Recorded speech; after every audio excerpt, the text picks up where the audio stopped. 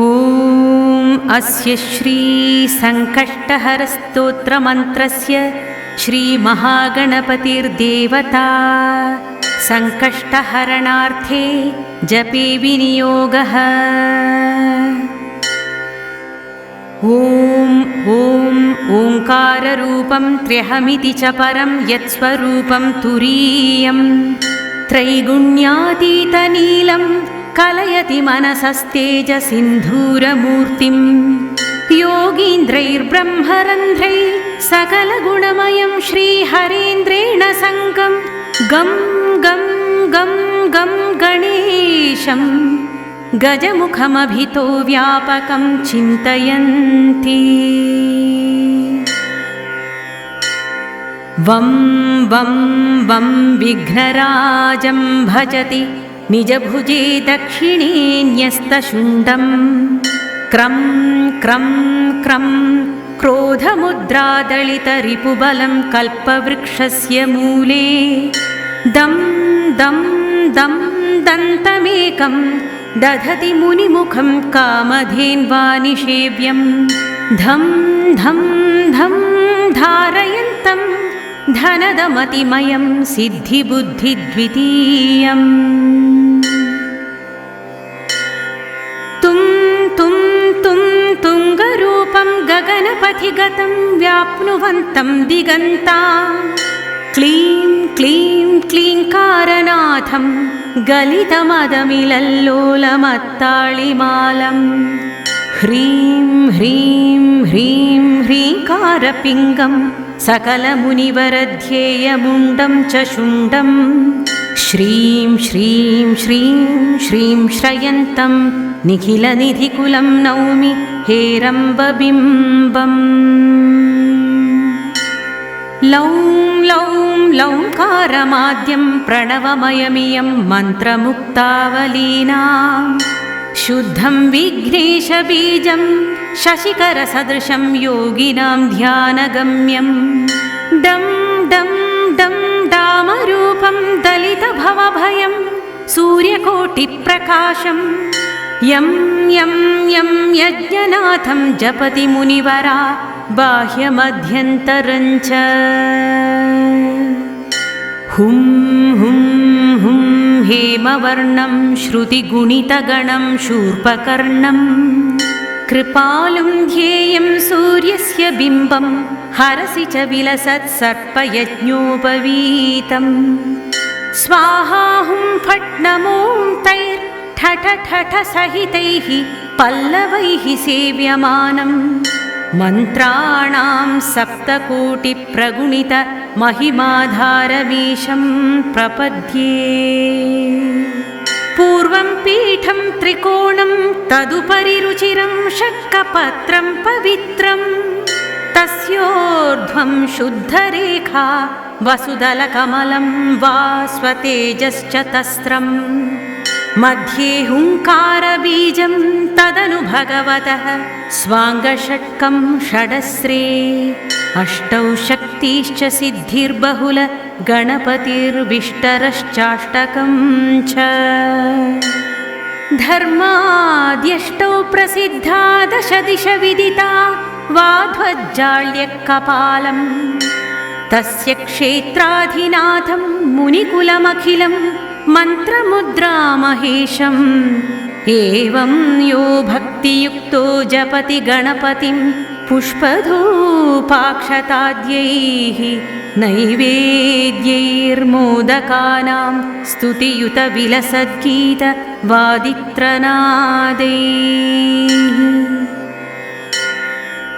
राजानस्तस्य भृत्या इव युवतिकुलं दासवत्सर्वदास्ते लक्ष्मी सर्वाङ्गयुक्ता जयति च सदने किङ्करा सर्वलोकाः पुत्राः पुत्रः पवित्रारणभुवि विजयिद्यूतवादेऽपि वीरो यस्येषो विघ्नराजो निवसति हृदये भक्तिभाग्यस्य रुद्रः।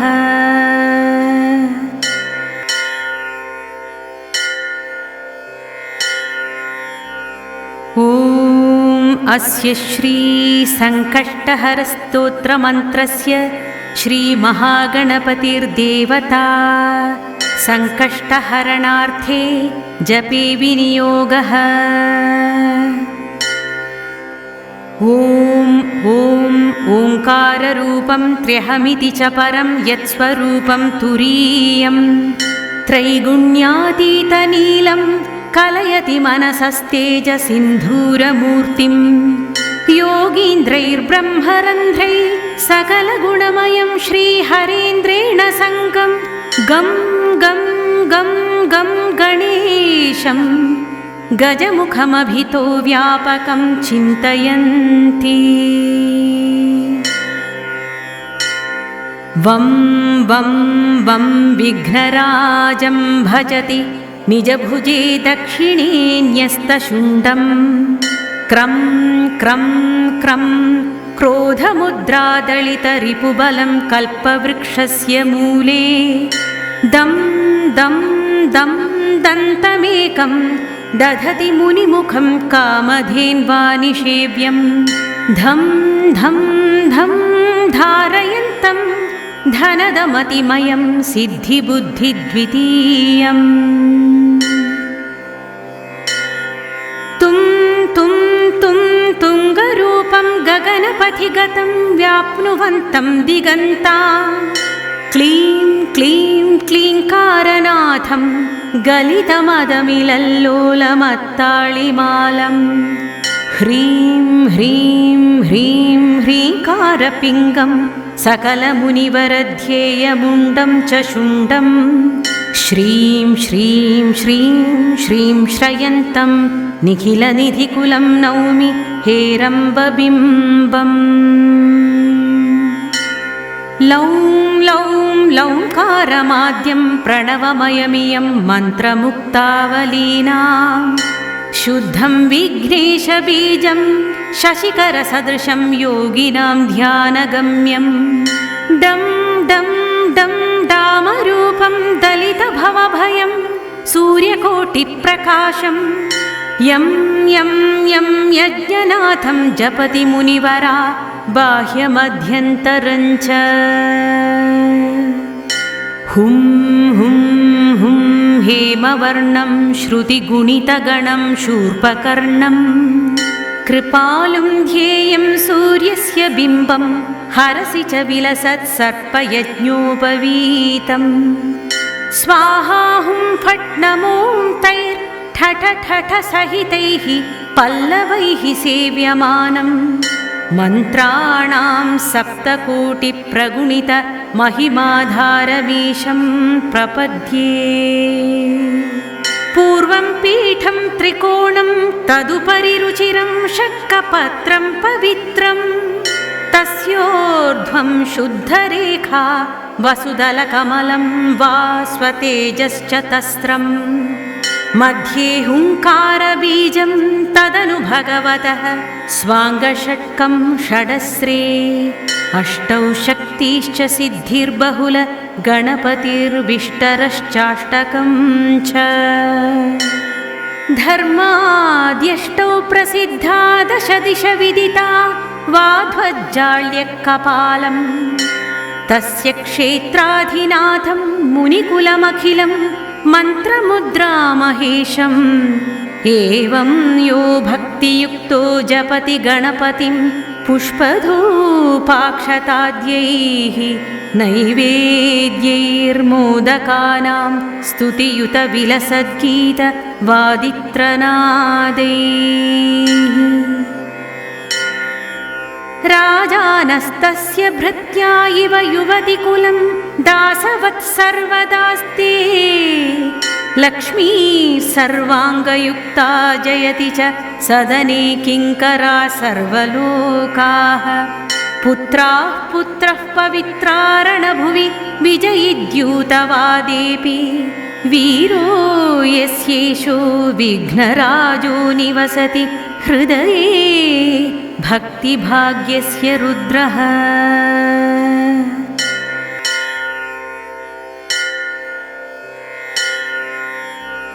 ॐ अस्य श्रीसङ्कष्टहरस्तोत्रमन्त्रस्य श्रीमहागणपतिर्देवता सङ्कष्टहरणार्थे जपे विनियोगः।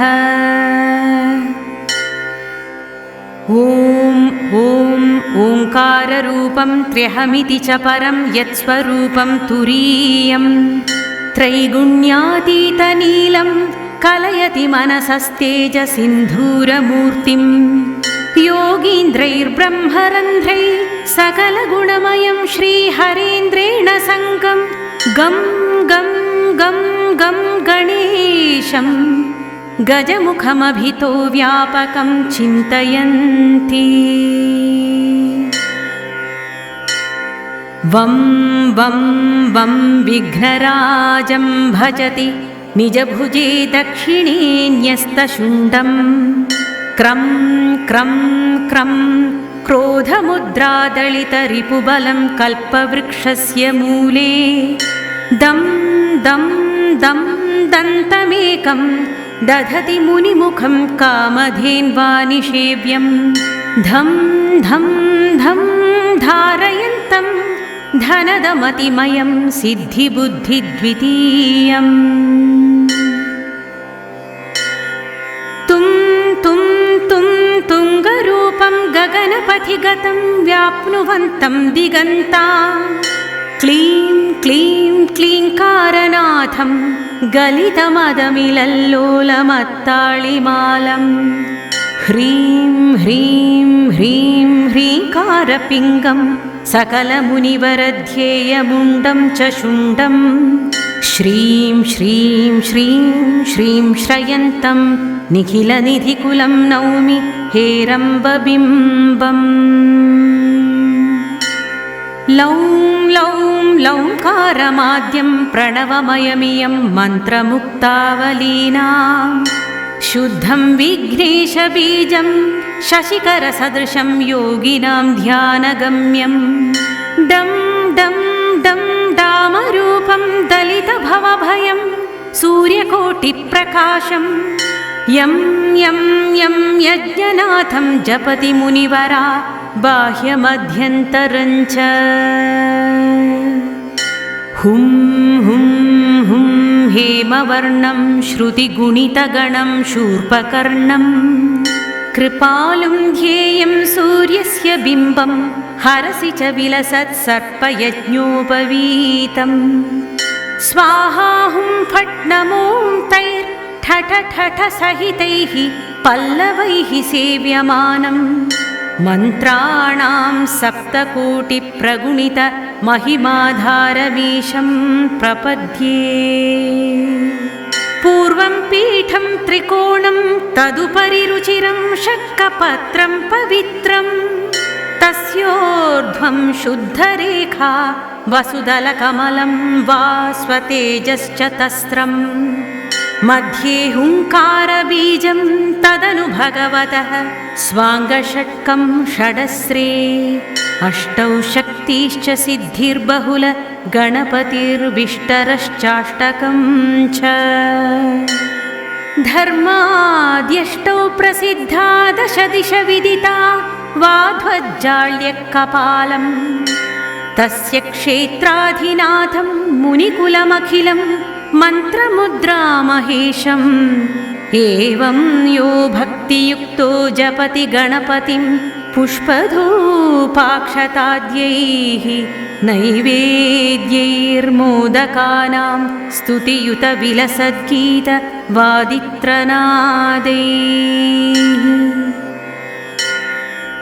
राजानस्तस्य भृत्या इव युवतिकुलं दासवत्सर्वदास्ते लक्ष्मी सर्वाङ्गयुक्ता जयति च सदने किङ्करा सर्वलोकाः पुत्राः पुत्रः पवित्रारणभुवि विजयिद्यूतवादेऽपि वीरो यस्येषो विघ्नराजो निवसति हृदये भक्तिभाग्यस्य रुद्रः।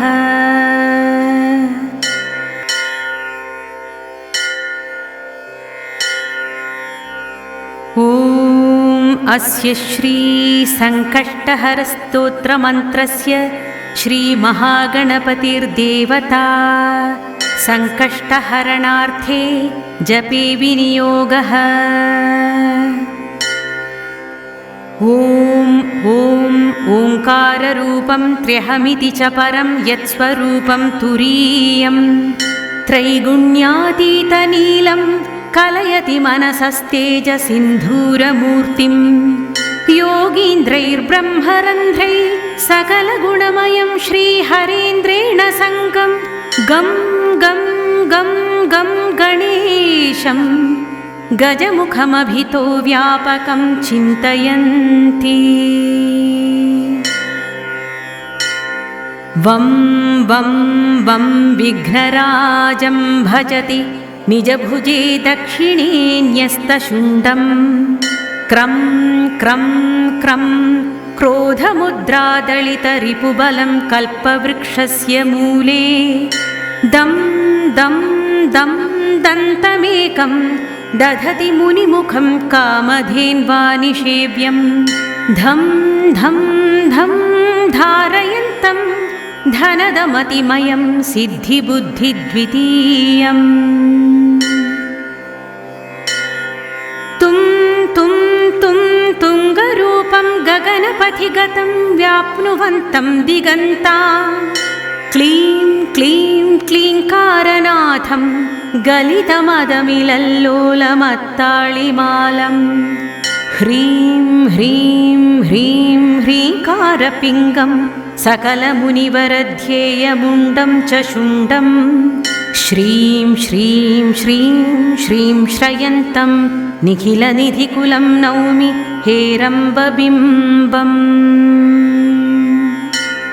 लौं लौं लौङ्कारमाद्यं प्रणवमयमियं मन्त्रमुक्तावलीनां शुद्धं विघ्नेशबीजं शशिकरसदृशं योगिनां ध्यानगम्यं डं डं डं डामरूपं दलितभवभयं सूर्यकोटिप्रकाशं यं यं यं यज्ञनाथं जपति मुनिवरा बाह्यमध्यन्तरञ्च